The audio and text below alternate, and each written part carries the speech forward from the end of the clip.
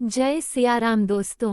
अयोध्या कांड भाग 3 में हम भगवान राम का गंगा पर से लेकर श्रवण कुमार की कहानी तक चर्चा किया है। अगर आप नहीं सुना तो अयोध्या कांड भाग 3 जरूर सुने। इस लेख में यानी अयोध्या कांड भाग 4 में हम नीचे दिए गए कहानी पर विस्तार से चर्चा करेंगे। 1. राजा दशरथ की मृत्यु। 2. भारत और शत्रुघ्न की वापसी। 3. राजा दशरथ की अंत्येष्टि। 4. राम और भारत की मिलाप। 5. भरत का अयोध्या लौटना। 6. महर्षि अत्रि का आश्रम में राम का आगमन। दोस्तों, अगर आप चैनल में नए हो तो चैनल को सब्सक्राइब करें और बेल आइकॉन को प्रेस करें। तो आइए कहानी सुनते हैं। श्रवण कुमार के वृतांत को समाप्त करने के पश्चात राजा दशरथ ने कहा, कौशल्य, मेरा अंतिम समय अब निकट आ चुका है। मुझे अब इन नेत्रों से कुछ भी दिखाई नहीं दे रहा। राम को अब मैं कभी नहीं देख सकूंगा। मेरी समस्त इंद्रियां मुझसे विदा हो रही हैं। मेरी चेतना शून्य हो रही है। हा राम, हा लक्ष्मण, हा पुत्र, हा सीता, हाय कुलघतिनी कैकेयी। कहते कहते राजा दशरथ की वाणी थम गई, श्वास उखड़ गए और उनके प्राण पखेरु उड़ गए। उनके प्राण निकलते ही रानी कौसल्या पछाड़ खाकर भूमि पर गिर पड़ी। सुमित्रा आदि रानियां तथा अन्य स्त्रियां भी सिर पीट पीट कर विलाप करने लगीं। समस्त अंतःपुर में करुणाजनक क्रंदन गूंजने लगा। सदैव सुख समृद्धि से भरे रहने वाला राजप्रासाद दुख का आगार बन गया। चैतन्य होने पर कौसल्या ने अपने पति का मस्तिष्क अपनी जंघाओं पर रख लिया और विलाप करते हुए बोली, हा दुष्ट कैकेयी, तेरी कामना पूरी हुई। अब तू सुखपूर्वक राज्य सुख को भोग। पुत्र से तो मैं पहले ही विलग कर दी गई थी, आज पति से भी वियोग हो गया। अब मेरे लिए जीवित रहने का कोई अर्थ नहीं रहा। कैकेयी की राजकुमारी ने आज कौशल का नाश कर दिया है। मेरे पुत्र और पुत्रवधू अनाथों की भांति वनों में भटक रहे हैं। अयोध्यापति तो हम सबको छोड़कर चले गए। अब मिथिलापति भी सीता के दुख से दुखी होकर अधिक दिन जीवित नहीं रह पाएंगे। हा कैकेयी, तूने 2 कुलों का नाश कर दिया। कौसल्या महाराज दशरथ के शरीर से लिपटकर फिर मूर्छित हो गई। प्रातःकाल होने पर रोते हुए मंत्रियों ने राजा के शरीर को तेल के कुंड में रख दिया। राम के वियोग से पूर्व में ही पीड़ित अयोध्यावासियों को महाराज की मृत्यु के समाचार ने और भी दुखी बना दिया। राजा की मृत्यु के समाचार प्राप्त होते ही समस्त व्यथित मंत्री, दरबारी, मार्कंडेय, मौद्गल, वामदेव, कश्यप तथा जाबाली वशिष्ठ के आश्रम में एकत्रित हुए। उन्होंने ऋषि वशिष्ठ से कहा, हे महर्षि, राज सिंहासन रिक्त नहीं रह सकता, अतः किसी रघुवंशी को सिंहासनाधीन कीजिए।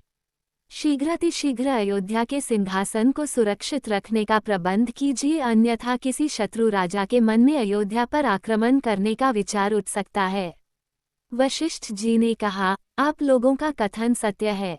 स्वर्गीय महाराज के द्वारा भरत को राज्य का उत्तराधिकारी घोषित किया ही जा चुका है, अतः मैं भरत को उनके नाना के यहाँ से बुलाने के लिए अभी ही किसी कुशल दूत को भेजने की व्यवस्था करता हूँ।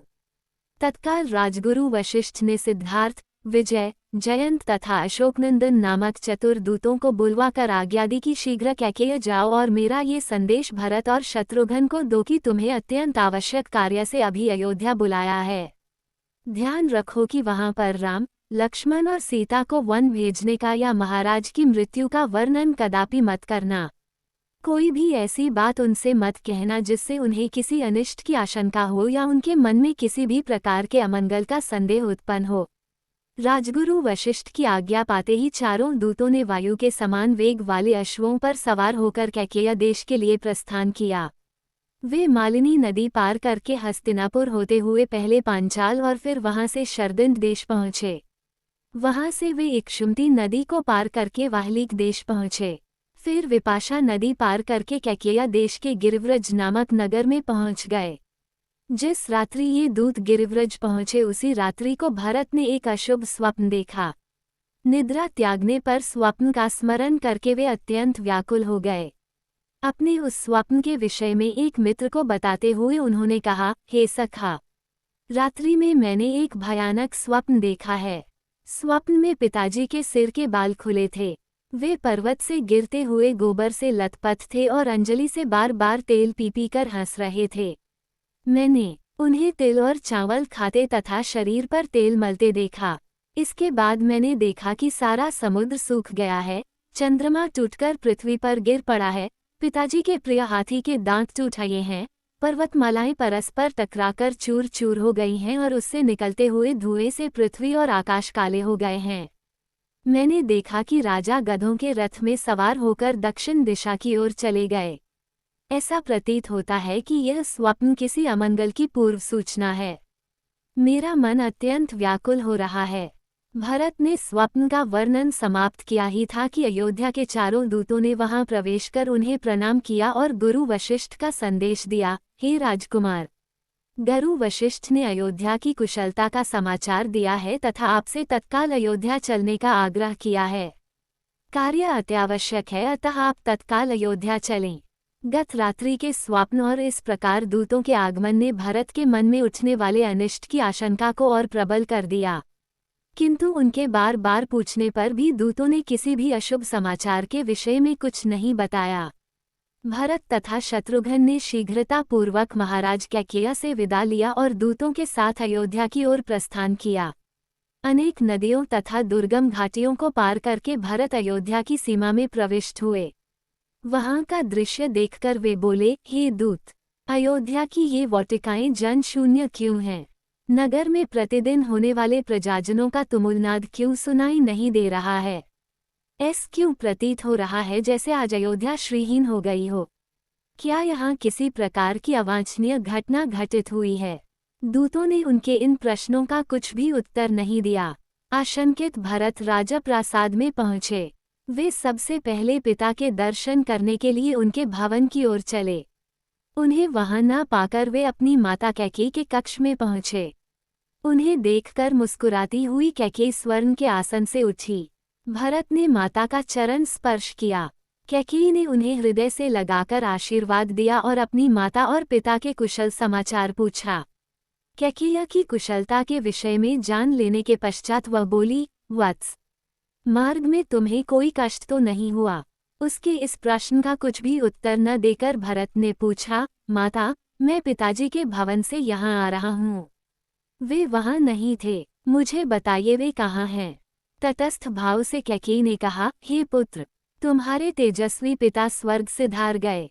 कैकेयी के मुख से इन शब्दों को सुनते ही भरत के हृदय को मर्मांतक आघात लगा। वे बिलख बिलख कर रोने लगे। फिर वे बोले, अचानक ये कैसे हो गया? हाय, मैं कितना अभागा हूँ कि अंतिम समय में उनके दर्शन भी न कर सका। धन्य है राम लक्ष्मण जिन्होंने अंतिम समय में पिताजी की शुश्रूषा की। पिताजी के बाद अब भैया राम ही मेरे आश्रय एवं पूज्य हैं। वे कहाँ हैं? माता, क्या अंतिम समय में पिताजी ने मुझे याद किया था? मेरे लिए उन्होंने क्या संदेश दिया है? भरत को सांत्वना देती हुई कैकेयी बोले, वत्स, तुम्हारे पिताजी ने तुम्हारे लिए कुछ भी संदेश नहीं दिया। 5 दिवस और 5 रात्रि तक वे हा राम, हा लक्ष्मण, हा सीता कहकर विलाप करते रहे और विलाप करते करते ही परलोक सिधार गए। ये सुनकर भरत की पीड़ा और बढ़ गई और वे बोले, क्या पिताजी के अंतिम समय में भैया राम भी नहीं थे? क्या पिताजी को उनके वियोग में प्राण त्यागने पड़े? वे कहाँ चले गए थे? कैकेयी ने मुस्कुराते हुए कहा, तुम्हारा बड़ा भाई राम तो लक्ष्मण और सीता के साथ वकल पहनकर वन को चला गया है। मैं तुम्हें पूरी बात से अवगत कराती हूँ। तुम्हारे पिता ने राम के अभिषेक का निश्चय किया था। राम के अभिषेक की बात सुनकर मैंने महाराज से 2 वर मांग लिए। प्रथम वर से तुम्हारे लिए अयोध्या का राज्य मांगा और द्वितीय वर से राम के लिए 14 वर्ष का वनवास। राम के साथ सीता और लक्ष्मण भी स्वयं अपनी इच्छा से चले गए। उनके चले जाने पर तुम्हारे पिता विलाप करते करते मृत्यु को प्राप्त हो गए। अब ये राज्य अब तुम्हारा है, अतः शोक को त्याग दो और निष्कंटक राज्य करो। तुम्हारे विरुद्ध विद्रोह करने वाला अब इस नगर में कोई भी नहीं रह गया है। मैंने पूरी व्यवस्था कर रखी है। तुम गुरु वशिष्ठ और मंत्रियों को बुलाओ और अपना राज्य तिलक करवाओ। राम लक्ष्मण के वनवास के विषय में और पिता की मृत्यु का कारण जानकर भरत का मन व्यथा से भर गया और साथ ही साथ उनका तन क्रोध से जल उठा। वे बोले, हे पापिन माते, तुम रघुकुल का कलंक हो। मेरे भाइयों के वनवास और पिता की मृत्यु का कारण तुम्हारी दुष्टता ही है। तुम रघुकुल का नाश करने वाली नागिन हो। हे जड़बुद्धि, तुमने राम को वन क्यों भेजा? मुझे तो प्रतीत होता है कि पिताजी की भांति माता कौसल्या और माता सुमित्रा भी पति और पुत्र वियोग में अपने प्राण त्याग देंगी। राम भैया तो तुम्हारा मुझसे भी अधिक सम्मान करते थे। माता कौसल्या तुम्हारे साथ सहोदर भगिनी जैसा व्यवहार करती थीं। फिर तुमने इतना बड़ा अन्याय क्यों किया? हे पाषाण हृदय माता, जिन भाइयों और भाभी ने कभी दुख नहीं देखा उन्हें इतना कठोर दंड देकर तुम्हें क्या मिल गया? भैया राम के वियोग में मैं पल भर भी नहीं रह सकता। क्या तुम इतना भी नहीं जानती कि सद्गुणों में मैं राम के चरणों की धूलि के बराबर भी नहीं हूँ? तुमने मेरे मस्तक पर बहुत बड़ा कलंक लगा दिया। मैं इसी क्षण तुम्हारा परित्याग कर देता, किंतु तुम्हारे उदर से जन्म लेने के कारण ऐसा भी नहीं कर सकता। अस्तु, मैं यदि तुम्हें नहीं त्याग सकता तो क्या हुआ, अपने प्राण तो त्याग सकता हूँ। मैं विष खा लूंगा या वनों में राम को ढूंढते हुए प्राण दे दूंगा। ये तुमने कैसे भुला दिया कि इक्ष्वाकु कुल में सदा से ज्येष्ठ पुत्र ही राज्य करता आया है। मैं अभी वन जाकर राम को वापस बुला लाऊंगा और उनका सिंहासन उन्हें सौंप दूंगा। इतना कहकर वे शत्रुघ्न सहित रोते रोते कौसल्या के भवन की ओर चले दिए। भरत और शत्रुघ्न ने माता कौसल्या का चरण स्पर्श किए। उन्हें आशीर्वाद देकर कौसल्या बोली, वत्स, ये तो अच्छी बात है कि तुम्हें राज्य प्राप्त हो गया, किंतु निर्दोष राम को वनवास देकर तुम्हारी माता को क्या मिला? मैंने निश्चय किया है कि तुम्हारे सिंहासन संभालने के पश्चात मैं भी वन चली जाऊंगी। उनके इन शब्दों को सुनकर भरत ने रोते हुए कहा, हे माता, आप मुझे क्यों दोष देती हैं? जो कुछ भी हुआ वह मेरे अनुपस्थिति में हुआ है।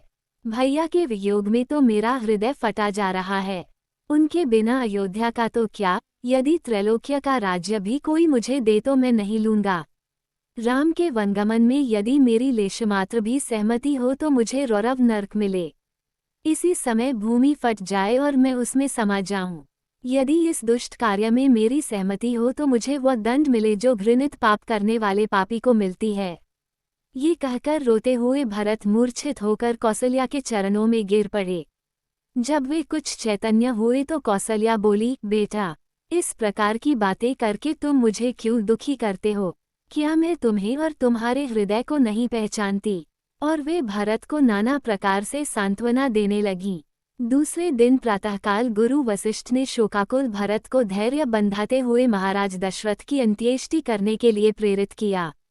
राजगुरु की आज्ञा का पालन करने के लिए प्रयास करके भरत ने हृदय में साहस जुटाया और अपने स्वर्गीय पिता का प्रेतकर्म प्रारंभ किया। तेलकुंड में रखे गए शव को निकालकर अर्थी पर लिटाया गया। अर्थी पर पिता का शव देखकर भरत का हृदय चीत्कार कर उठा। रो रो कर वे कहने लगे, हाँ पिताजी, आप मुझे छोड़कर चले गए। आपने तनिक भी विचार नहीं किया कि अनाथ होकर मैं किसके आश्रय में जीऊंगा। आप मुझसे बात नहीं कर रहे हैं क्योंकि आप मुझे दोषी समझते हैं। आप स्वर्ग से धार गए, भैया राम वन को चले गए, अब इस अयोध्या का राज्य कौन संभालेगा? भरत को इस प्रकार विलाप करते हुए देख महर्षि वशिष्ठ ने कहा, वत्स, अब शोक त्याग कर महाराज का प्रेतकर्म आरंभ करो। उनके ऐसा आदेश देने पर भरत ने अर्थी को रत्नों से सुसज्जित कर ऋत्विज पुरोहितों तथा आचार्यों के निर्देशानुसार अग्निहोत्र किया। भरत, शत्रुघ्न और वरिष्ठ मंत्रीगण अर्थी को कंधे पर उठाकर शमशान की ओर चले। रोती बिलखती प्रजा भी शवयात्रा में पीछे पीछे चलने लगी। अर्थी के आगे निर्धनों के लिए सोना, चांदी, रत्न आदि लुटाए जा रहे थे। सरयू तट पर चंदन, गुग्गुल आदि से चिता बनाया गया और शव को उस पर लिटाया गया। सभी रानियां विलाप करके रोने लगीं। भरत ने चिता में अग्नि प्रज्वलित किया और सत्यप्रायण महात्मा दशरथ का नश्वर शरीर का पंचभूत में विलय हो गया। 13वें दिन जब भरत अपने पिता के अंतिम संस्कार से निवृत्त हुए तो मंत्रियों ने उनसे निवेदन करते हुए कहा, हे रघुकुल भूषण, दिवंगत महाराज आपको राजा बना गए हैं, इसलिए अब आप न्यायपूर्वक हमारे राजा हैं। अतः अब आप सिंहासनारूढ़ होने की कृपा करें। इस पर भरत बोले, सदा से रघुकुल की रीति रही है कि पिता के स्थान पर ज्येष्ठ पुत्र ही राजा होता है। इसलिए इस सिंहासन पर मेरा कोई अधिकार नहीं है, इस पर केवल धर्मात्मा राम का ही अधिकार है। मैंने निश्चय किया है कि मैं वन से राम को लौटा लाऊंगा, उनके स्थान पर मैं स्वयं 14 वर्ष पर्यंत वन में रहूंगा। अतः आप सभी तत्काल भैया राम को वापस लाने के लिए वन में जाने की तैयारी करें। भरत के इस कथन ने सब में एक नया उत्साह उत्पन्न कर दिया। उनके मन में राम के लौटने की आशा प्रबल होने लगी। समस्त तैयारियां पूर्ण होने पर भरत, शत्रुघ्न, तीनों माताएं, मंत्रीगण, दरबारी आदि चतुरंगिनी सेना के साथ वन की ओर चले। प्रजाजन उत्साह में भरकर राम और भरत की जय जयकार करते जाते थे। राजा गो के नगर श्रृंगारपुर के निकट गंगा तट पर उन्होंने अपना पड़ाव डाला। विशाल सेना के साथ भरत के आने का समाचार निषादराज गुल तक भी पहुंचा। उन्होंने अपने सेनापतियों को बुलाकर कहा, सेनापतियों, आप लोगों को अच्छी प्रकार से विदित है कि रामचंद्र हमारे मित्र हैं। हमें ज्ञात नहीं है कि भरत किस उद्देश्य से सेना लेकर आए हैं। अतः अपनी सेना को तुम लोग सतर्क करके इधर उधर छिपा दो। 500 नावों में 100 अस्त्र शस्त्रधारी सैनिक भी तैयार रहें। यदि भरत राम के पास निष्कपट भाव से जाना चाहे तो जाने दो, अन्यथा उन सबको मार्ग में ही मृत्यु के मुख में पहुंचा दो। इस प्रकार से सेनापतियों को सावधान करने के पश्चात वे स्वागत की सामग्री ले भरत के पास पहुंचे और बोले, हे राघव, बिना किसी पूर्व सूचना के आपके यहाँ पहुंच जाने के कारण मैं आपके यथोचित सत्कार व्यवस्था नहीं कर पाया। मैं इसके लिए क्षमा प्रार्थी हूँ। आपसे निवेदन है कि रात्रि विश्राम यहीं करें और हमारा रूखा सूखा भोजन स्वीकार करके हमें धन्य करें। निषादराज बोले, प्रभो, आप चिंता न करें, मैं और मेरे सैनिक आपका पथ प्रदर्शन करेंगे। किंतु आप इतनी विशाल सेना को साथ लेकर रामचंद्र के पास क्यों जा रहे हैं? निषाद के हृदय की शंका का अनुमान कर भरत बोले, निषादराज, मैं भैया राम को वन से लौटाकर उनका राज्य उन्हें सौंपना चाहता हूँ, क्योंकि वे मेरे बड़े भाई और पिता के तुल्य हैं। मेरे इस कार्य के लिए मेरी माताएं और मंत्री आदि भी मेरा साथ दे रहे हैं। भरत के वचन सुनकर गो को संतोष हुआ। समस्त जनों सहित भरत ने वहीं रात्रि विश्राम किया। प्रातःकाल गुहराज की आज्ञा से गंगा के किनारे पर सैकड़ों नौकाओं का प्रबंध कर दिया गया और उनमें सवार होकर सब गंगा पार उतर गए। सभी महर्षि भरद्वाज के आश्रम में पहुँचे। उनका यथोचित सत्कार करने के पश्चात महामुनि ने भरत से वन में आगमन का कारण पूछा। भरत ने हाथ जोड़कर कहा, महामुने, मैं अपने भैया राम का दास हूँ। मेरी माता कैकेयी ने जो कुछ किया है मैं उसके सर्वथा विरुद्ध हूँ। मैं भैया राम के पास जाकर उनसे क्षमा याचना करना चाहता हूँ। मैं उनसे अयोध्या लौटने की प्रार्थना करना चाहता हूँ कि वे वापस लौटकर अपना राज्य संभाले। भरत की बात सुनकर मुनि बोले, भरत, तुम वास्तव में महान हो। मैं तुम्हें आशीर्वाद देता हूँ कि तुम तीनों लोकों में यशस्वी हो। आजकल राम, सीता और लक्ष्मण के साथ चित्रकूट में निवास करते हैं। तुम कल प्रातः वहां चले जाना। आज की रात्रि यहीं विश्राम करो। प्रातःकाल जब चित्रकूट जाने के लिए भरत मुनि भरद्वाज से अनुमति लेने पहुंचे तो उन्होंने भरत को समझाते हुए कहा, भरत, तुम अपनी माता के प्रति दुराग्रह न रखना, इसमें उनका कोई दोष नहीं है। कैकेयी द्वारा किए गए कार्य में परमात्मा की प्रेरणा है ताकि वन में असुरों और राक्षसों का राम के हाथों विनाश हो सके। भरत अपनी माताओं एवं समस्त साथियों के साथ महर्षि से विदा लेकर चले और मंदाकिनी के तट पर पहुँचे। वहां ठहरकर भरत ने मंत्रियों से कहा, प्रतीत होता है कि भैया की कुटिया यहाँ कहीं निकट ही है। सेना को साथ लेकर आगे जाने से यहाँ बसे हुए आश्रमवासियों की शांति और तपस्या में बाधा पड़ेगी। इसलिए आगे मैं सेना के साथ नहीं जाना चाहता। अतः तुम गुप्तचरों को भेजकर राम की कुटिया का पता लगवाओ। मंत्रियों की आज्ञा पाकर चतुर गुप्तचर इस कार्य के लिए चल पड़े।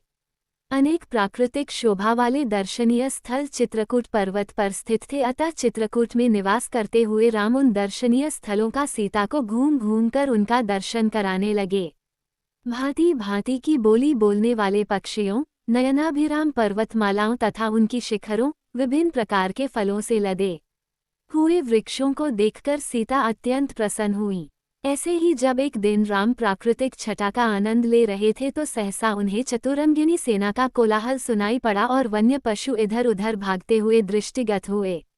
इस पर राम लक्ष्मण से बोले, हे सुमित्रानंदन, ऐसा प्रतीत होता है कि इस वन प्रदेश में वन्य पशुओं के आखेट हेतु किसी राजा या राजकुमार का आगमन हुआ है। हे वीर, तुम जाकर इसका पता लगो। लक्ष्मण तत्काल एक ऊंचे साल वृक्ष पर चढ़ गए और इधर उधर दृष्टि दौड़ाने लगे। उन्होंने देखा, उत्तर दिशा से एक विशाल सेना हाथी घोड़ों और अस्त्र शस्त्रों से सुसज्जित सैनिकों के साथ चली आ रही है, जिसके आगे आगे अयोध्या की पताका लहरा रही थी। तत्काल ही लक्ष्मण समझ गए कि वह अयोध्या की सेना है। राम के पास आकर क्रोध से कांपते हुए लक्ष्मण ने कहा, भैया, कैकेयी का पुत्र भरत सेना लेकर चला आ रहा है। अवश्य ही वह वन में अकेला पाकर हम लोगों का वध कर देना चाहता है ताकि निष्कंटक होकर अयोध्या का राज्य कर सके।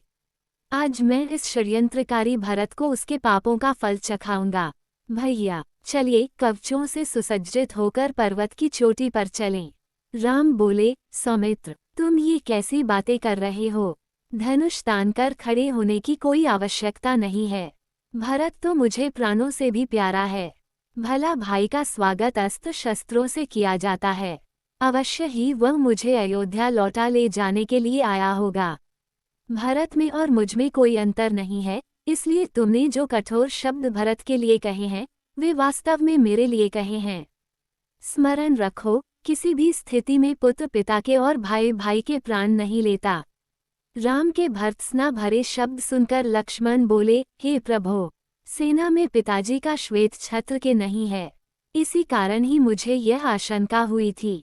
मुझे क्षमा करें। पर्वत के निकट अपनी सेना को छोड़कर भरत शत्रुघ्न राम की कुटिया की ओर चले। उन्होंने देखा, यज्ञवेदी के पास मृगछाला पर जटाधारी राम वकल धारण किए बैठे हैं। वे दौड़कर रोते हुए राम के पास पहुँचे। उनके मुख से केवल हे आर्य शब्द निकल सका और वे राम के चरणों में गिर पड़े। शत्रुघ्न की भी यही दशा थी। राम ने दोनों भाइयों को पृथ्वी से उठाकर हृदय से लगा लिया और पूछा, भैया, पिताजी तथा माताएं कुशल से हैं न? कुलगुरु वशिष्ठ कैसे हैं? तुमने तपस्वियों जैसा वकल क्यों धारण कर रखा है? रामचंद्र के वचन सुनकर अश्रुपूरित भरत बोले, भैया, हमारे परम तेजस्वी धर्मप्रायण पिता स्वर्ग सिधार गए। मेरी दुष्टा माता ने जो पाप किया है उसके कारण मुझ पर भारी कलंक लगा है और मैं किसी को अपना मुख नहीं दिखा सकता। अब मैं आपकी शरण में आया हूँ। आप अयोध्या का राज्य संभालकर मेरा उद्धार कीजिए। संपूर्ण मंत्रिमंडल, तीनों माताएं, गुरु वशिष्ठ आदि सब यही प्रार्थना लेकर आपके पास आए हैं। मैं आपका छोटा भाई हूँ, पुत्र के समान हूँ। माता के द्वारा मुझ पर लगाए गए कलंक को धोकर मेरी रक्षा करें। इतना कहकर भरत रोते हुए फिर राम के चरणों पर गिर गए और बार बार अयोध्या लौटने के लिए अनुनय विनय करने लगे। राम ने भरत को हृदय से लगा लिया और कहा, भैया भरत, तुम तो अत्यंत नीतिवान हो। क्या तुम समझते हो कि मुझे राज्य के निमित्त पिता के वचनों को भंग कर देना चाहिए? क्या धर्म से पतित होना उचित है? जो कुछ भी हुआ उसमें तुम्हारा कोई भी दोष नहीं है। तुम्हें दुखी और लज्जित होने की किंचित मात्र भी आवश्यकता नहीं है। माता कैकेयी की निंदा करना भी उचित नहीं है, क्योंकि उन्होंने पिताजी की अनुमति से ही वर मांगे थे। मेरे लिए माता कैकेयी और माता कौसल्या दोनों ही समान रूप से सम्माननीय हैं। तुम्हें ज्ञात है कि मैं पिताजी की आज्ञा का उल्लंघन कदापि नहीं कर सकता। पिताजी ने स्वयं ही तुम्हें राज्य प्रदान किया है, अतः उसे ग्रहण करना तुम्हारा कर्तव्य है। पिताजी के परलोक सिधार जाने का मुझे अत्यंत दुख है। मुझ अभागे को उन्होंने अपनी सेवा, अंतिम दर्शन और दाह संस्कार के अवसर से वंचित कर दिया। कहते कहते राम के नेत्रों से अश्रुधारा बह चली। फिर उन्होंने सीता से जाकर कहा, प्रिय पूज्य पिताजी स्वर्गलोक सिधार गए। तत्पश्चात लक्ष्मण को संबोधित करते हुए बोले, भैया, अभी अभी मुझे ये समाचार भरत से प्राप्त हुआ है कि हम पितृविहीन हो गए हैं। इस सूचना को सुनते ही सीता और लक्ष्मण बिलख बिलख कर रो पड़े। इसके पश्चात राम ने प्रयासपूर्वक धैर्य धारण किया और सीता तथा लक्ष्मण के साथ मंदाकिनी के तट पर जाकर पिता को जलांजलि दी। वकल चीर धारण किया, हंगुदी के गूदे का पिंड बनाया और उस पिंड को कुशा पर रखकर उनका तर्पण किया।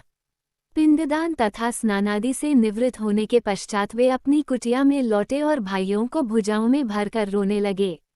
उनके आर्तनाद को सुनकर गुरु वशिष्ठ तथा सभी रानियां वहां आ पहुंचीं। विलाप करने में वे रानियां भी सम्मिलित हो गईं। फिर प्रयासपूर्वक धैर्य धारण करके राम, लक्ष्मण और सीता ने सब रानियों एवं गुरु वशिष्ठ के चरणों की वंदना की। कुछ काल पश्चात सभी लोग रामचंद्र को घेर कर बैठ गए और महाराज दशरथ के विषय में चर्चा करने लगे। इस प्रकार वह रात्रि व्यतीत हो गई।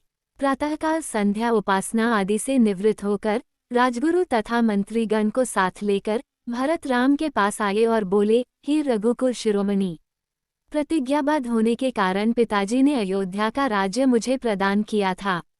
उस राज्य को अब मैं आपको समर्पित करता हूँ। कृपा करके आप इसे स्वीकार करें। राम ने कहा, भरत, मैं जानता हूँ कि पिता की मृत्यु और मेरे वनवास से तुम अत्यंत दुखी हो, किंतु विधि के विधान को भला कौन टाल सकता है। किसी को भी इसके लिए दोष देने की आवश्यकता भी नहीं है। संयोग के साथ वियोग का और जन्म के साथ मृत्यु का संबंध तो सदा से ही चला आया है। हमारे पिता सहस्त्रों यज्ञ, दान तप आदि करने के पश्चात ही स्वर्ग सिधारे हैं, इसलिए उनके लिए शोक करना व्यर्थ है। तुम्हें पिताजी की आज्ञा मानकर अयोध्या का राज्य करना चाहिए और मुझे भी उनकी आज्ञा का पालन करते हुए वन में निवास करना चाहिए। ऐसा न करने से मुझे और तुम्हें दोनों को ही नरक की यातना भुगतनी पड़ेगी। राम के ये तर्कपूर्ण वचन अकाट्य थे। इन वचनों को सुनकर भरत ने हाथ जोड़कर कहा, हे आर्य, इस दुर्घटना के समय मैं अपने नाना के घर में था। मेरी माता की मूर्खता के कारण ही यह सारा अनिष्ट हुआ। मैं भी धर्माधर्म का कुछ ज्ञान रखता हूँ, इसीलिए मैं आपके अधिकार का अपहरण कदापि नहीं कर सकता। आप क्षत्रिय हैं और क्षत्रिय का धर्म जटा धारण करके तपस्वी बनना नहीं अपितु प्रजा का पालन करना है। आपसे आयु, ज्ञान, विद्या आदि सभी में छोटा होते हुए भी मैं सिंहासन पर कैसे बैठ सकता हूँ। इसीलिए आपसे प्रार्थना करता हूँ कि आप राज सिंहासन पर बैठकर मेरे माता को लोक निंदा से और पिताजी को पाप से बचाइए, अन्यथा मुझे भी वन में रहने की अनुमति दीजिए। रामचंद्र ने भरत को फिर से समझाते हुए कहा, पिताजी ने तुम्हें राज्य प्रदान किया है और मुझे 14 वर्ष के लिए वनवास की आज्ञा दी है। जिस प्रकार मैं उनके वचनों पर श्रद्धा रखकर उनकी आज्ञा का पालन कर रहा हूँ, उसी प्रकार तुम भी उनकी आज्ञा को अकाट्य मानकर अयोध्या पर शासन करो। उनके वचनों की यदि हम अवहेलना करेंगे तो उनकी आत्मा को क्लेश पहुँचेगा। तुम्हें राजकार्य में समुचित सहायता देने के लिए शत्रुघ्न तुम्हारे साथ हैं ही। पिताजी को अपनी प्रतिज्ञा के ऋण से मुक्ति दिलाना हम चारों भाइयों का कर्तव्य है। रामचंद्र के वचनों को सुनकर अयोध्या के अत्यंत चतुर मंत्री जाबाली ने कहा, हे रामचंद्र, सारे नाते मिथ्या हैं। संसार में कौन किसका बंधु है। जीव अकेला ही जन्म लेता है और अकेला ही नष्ट होता है। सत्य तो यह है कि इस संसार में कोई किसी का संबंधी नहीं होता। संबंधों के मायाजाल में फंसकर स्वयं को विनष्ट करना बुद्धिमानी नहीं है। आप पितृऋण के मिथ्या विचार को त्याग दें और राज्य को स्वीकार करें। स्वर्ग, नर्क, परलोक, कर्मों का फल आदि सब काल्पनिक बातें हैं। जो प्रत्यक्ष है वही सत्य है। परलोक की मिथ्या कल्पना से स्वयं को कष्ट देना आपके लिए उचित नहीं है। जाबाली के इस प्रकार कहने पर राम बोले, मंत्रवर, आपके ये नास्तिक विचार मेरे हित के लिए उचित नहीं है, वरन ये मेरे लिए अहितकारी है। मैं सदाचार और सच्चरित्रता को अत्यधिक महत्व देता हूँ। यदि राजा ही सत्य के मार्ग से विचलित होगा तो प्रजा भी उसका ही अनुसरण करेगी और कुपथगामी हो जाएगी। मैं आपके इस अनुचित मंत्रणा को स्वीकार करने में असमर्थ हूँ। मुझे तो आश्चर्य के साथ ही साथ दुख इस बात का है कि परम आस्तिक तथा धर्मप्रायण पिताजी ने आप जैसे नास्तिक व्यक्ति को मंत्री पद कैसे प्रदान किया। राम के इन रोषपूर्ण वचनों को सुनकर जाबाली ने कहा, राघव, मैं नास्तिक नहीं हूँ। भरत के बारंबार किए गए आग्रह को आपके द्वारा अस्वीकार करने के कारण ही मैंने ये बातें कही थीं। मेरा उद्देश्य केवल आपको लौटा ले जाना ही था। आपको लौटा ले जाने के लिए मेरी मंद बुद्धि में इन बातों के अतिरिक्त और कोई उपाय ही नहीं सूझा। किसी भी प्रकार से राम ने भरत की प्रार्थना को स्वीकार नहीं किया। विवश होकर भरत ने हाथ जोड़कर कहा, हे तात, मैंने अटल प्रतिज्ञा की है कि मैं आपके राज्य को ग्रहण नहीं करूंगा। यदि आप पिताजी की आज्ञा का पालन ही करना चाहते हैं तो अपने स्थान पर मुझे वन में रहने की अनुमति दीजिए। आपके बदले मेरे वन में रहने से भी पिता को माता के ऋण से मुक्ति मिल जाएगी। इन स्नेहपूर्ण वचनों को सुनकर राम मंत्रियों और पुरवासियों की ओर देखकर बोले, जो कुछ भी हो चुका है उसे न तो मैं बदल सकता हूँ और न ही भरत। वनवास की आज्ञा मुझे हुई है, न कि भरत को। मैं माता कैकेयी के कथन और पिताजी के कर्म दोनों को ही उचित समझता हूँ। मातृभक्त, पितृभक्त और गुरुभक्त होने के साथ ही साथ भरत सर्वगुण संपन्न भी हैं। अतः उनका ही राज्य करना उचित है। राजी नहीं हुए तो भरत ने रोते हुए कहा, भैया, मैं जानता हूँ कि आपकी प्रतिज्ञा अटल है, किंतु ये भी सत्य है कि अयोध्या का राज्य भी आप ही का है। अतः आप अपनी चरण पादुकाएं मुझे प्रदान करें। मैं इन्हें अयोध्या के राजसिंहासन पर प्रतिष्ठित करूंगा और स्वयं वकर धारण करके ब्रह्मचर्य व्रत का पालन करते हुए नगर के बाहर रहकर आपके सेवक के रूप में राजकाज चलाऊंगा। 14 वर्ष पूर्ण होते ही यदि आप अयोध्या नहीं पहुँचे तो मैं स्वयं को अग्नि में भस्म कर दूंगा। यही मेरी प्रतिज्ञा है। रामचंद्र जी ने भरत को हृदय से लगाकर उन्हें अपनी पादुकाएं दे दी। फिर शत्रुघ्न को समझाते हुए बोले, भैया, माता कैकेयी को कभी अपशब्द कहकर उनका अपमान मत करना। इस बात को कभी न भूलना कि वे हम सबकी पूज्य माता हैं। तुम्हें मेरी और सीता की शपथ है। फिर माताओं को धैर्य बढ़ाकर सम्मानपूर्वक सबको विदा किया। श्री राम की चरण पादुकाओं के साथ भरत और शत्रुघ्न रथ पर सवार हुए। उनके पीछे अन्य अनेक रथों पर माताएं, गुरु, पुरोहित, मंत्रीगण तथा अन्य पुरवासी चले। सबसे पीछे सेना चली। उदास मन लिए हुए सब लोग 3 दिन में अयोध्या पहुँचे। अयोध्या पहुँच जाने पर भरत ने गुरु वशिष्ठ से कहा, गुरुदेव, आपको तो ज्ञात ही है कि अयोध्या के वास्तविक नरेश राम हैं। उनकी अनुपस्थिति में उनकी चरण पादुकाएं सिंहासन की शोभा बढ़ाएंगी। मैं नगर से दूर नंदीग्राम में पर्णकुटी बनाकर निवास करूंगा और वहीं से राजकाज का संचालन करूंगा। फिर वे नंदीग्राम से ही राम के प्रतिनिधि के रूप में राज्य का कार्य संपादन करने लगे।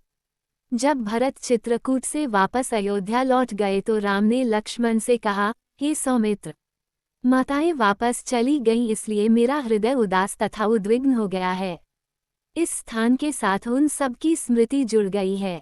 मुझे बारंबार उनकी स्मृति सताने लगी है।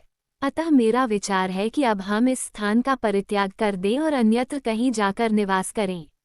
इस प्रकार सीता और लक्ष्मण से अपने विचार का समर्थन प्राप्त करके उन्होंने चित्रकूट का परित्याग कर दिया और वहां से चल पड़े। चलते चलते वे महर्षि अत्रि के आश्रम में जा पहुँचे। उन्होंने परमतपस्वी वृद्ध महर्षि को प्रणाम किया तथा अपना परिचय दिया। महर्षि अत्रि ने उनका स्नेहपूर्वक स्वागत किया। फिर महर्षि अत्रि ने अपनी वृद्धा पत्नी अनुसुया को मिथिलानरेश की राजकुमारी तथा अयोध्या की ज्येष्ठ पुत्रवधू सीता से परिचय करवाया तथा उनका यथोचित सत्कार करने के लिए कहा। इस पर राम ने भी सीता से कहा, सीते, माता के समान स्नेहमयी अनुसुया देवी के चरण स्पर्श करो। सीता ने अनुसुया के चरण स्पर्श किए और उनसे आशीर्वाद प्राप्त किया। अनुसुया बोली, सीता, तुमने राजप्रासाद के ऐश्वर्य का परित्याग कर अपने पति के साथ वन में, जहाँ पर भांति भांति के कष्टों को झेलना पड़ता है, रहने का जो निश्चय किया है वो तुम्हारा महान त्याग है। मैं तुम्हारे त्याग से अत्यंत प्रसन्न हूँ। तुमने तीनों लोकों में नारी के पतिव्रत धर्म की महिमा को महिमामंडित कर दिया है। हे सुभगे, जो अपने पति के गुण अवगुणों का विचार किए बिना उसे ईश्वर के समान सम्मान देती है और प्रत्येक दुख सुख में उसका अनुसरण करती है, उस स्त्री के चरणों पर स्वर्ग स्वयं न्यौछावर हो जाता है। पति चाहे कितना ही कुरूप, दुष्चरित्र, क्रोधी और निर्धन क्यों न हो, वह पत्नी के लिए सदैव श्रद्धेय है। उसके जैसा कोई दूसरा संबंध नहीं होता। पति की सच्ची सेवा ही स्वर्ग का मार्ग प्रशस्त करती है। जो स्त्री अपने पति में दुर्गुण देखती है, उस पर अपना वर्चस्व स्थापित करने के लिए उसके साथ नित्य कलह करती है तथा उसकी अवमानना और उसकी आज्ञाओं की अवहेलना करती है, उसे इस लोक में अपयश तो मिलता ही है पर मृत्यु के पश्चात नर्क को भी जाती है। तुम स्वयं समस्त शास्त्रों को जानने वाली हो तथा अपने पति की अनुगामिनी हो, अतः तुम्हें तो किसी प्रकार की शिक्षा देने की आवश्यकता ही नहीं है। तुमने अपने कर्तव्य पालन करके तीनों लोकों में कीर्ति प्राप्त की है। मेरा आशीर्वाद है कि तुम्हारी बुद्धि सदा इसी प्रकार निर्मल बनी रहे। देवी अनसुया के इन उपदेशों को सुनकर सीता बोली, हे आर्या, आपके उपदेश मेरे लिए अत्यंत महत्वपूर्ण है। मेरी माता और सास ने भी मुझे यही शिक्षा दी है कि पति स्त्री का गुरु, देवता और सर्वस्व होता है। अब आपके द्वारा दी गई शिक्षा को भी मैंने हृदयगम कर लिया है। मैं आपको विश्वास दिलाती हूँ कि पति का अनुगमन ही मेरे जीवन का एकमात्र लक्ष्य है और मैं कभी इस मार्ग से विचलित नहीं होंगी। सीता के वचनों को सुनकर अनसुया ने कहा, पुत्री, मैं तुझसे बहुत प्रसन्न हूँ। अपनी इच्छानुसार कोई वर मांग। मैं वनवासिनी अवश्य हूँ, किंतु दैवी शक्ति से किसी भी मानव की मनोकामना पूर्ण करने में समर्थ भी हूँ। सीता बोली, माता, मैं पूर्णतया संतुष्ट हूँ। आपने मुझ पर असीम कृपा की है, यही मेरे लिए यथेष्ट है। इस पर प्रसन्न होकर अनसुया ने कहा, हे जानकी, तुम सदा सौभाग्यवती रहो। यद्यपि तुमने कुछ भी नहीं मांगा है, तथापि मैं तुम्हें ये दिव्य माला देती हूँ। इस माला के फूल कभी नहीं कुम्हलाएंगे। ये दिव्य वस्त्र भी स्वीकार करो। ये न कभी मैले होंगे और न फटेंगे। ये सुगंधित अंगराग भी मैं तुम्हें देती हूँ, जो कभी फीका नहीं पड़ेगा। अनसुया ने तीनों वस्तुएं सीता को देकर उन्हें अपने सम्मुख ही धारण कराया। उनके चरणों में सिर नवाकर सीता रामचंद्र के पास गईं और उन्हें माता अनसुया के दिए उपहार दिखाए। संध्या को सबने एक साथ बैठकर संध्योपासना की। तत्पश्चात अनसुया सीता को चंद्र की शुभ्र ज्योत्नायुक्त रात्रि में वन की शोभा दिखाने के लिए ले गईं। फिर आध्यात्मिक चर्चाएं हुईं। अंत में सभी ने मुनि के आश्रम में विश्राम किया। प्रातःकाल जब राम ने अत्रि ऋषि से विदा लिया तो वे बोले, हे रघुनंदन, इन वनों में मनुष्यों को अनेक प्रकार के कष्ट देने वाले भयंकर राक्षस निवास करते हैं, जिनके कारण अनेक तपस्वियों को असमय ही कालवित हो जाना पड़ा है। मेरी इच्छा है कि तुम इनका विनाश करके तपस्वियों की रक्षा करो। राम ने महर्षि की आज्ञा को शिरोधार्य किया तथा उपद्रवी राक्षसों को नष्ट करने का वचन दिया। फिर सीता तथा लक्ष्मण के साथ वहां से दंडक वन के लिए प्रस्थान कर गए। दोस्तों, अयोध्या कांड भाग 4 समाप्त हो गया है, अर्थात अयोध्या कांड की घटना के बारे में विस्तार से चर्चा की गई है। अगर आप रामायण की अरण्यकांड के बारे में सारे कहानी को सुनना चाहते हैं तो कमेंट्स में यस लिखें। जय हिंद, जय श्री राम, भारत माता की जय।